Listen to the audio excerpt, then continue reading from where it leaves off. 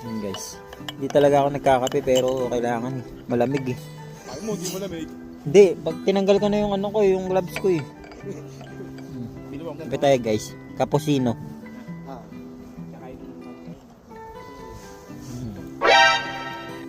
Ang pait. Hindi talaga ako coffee lover.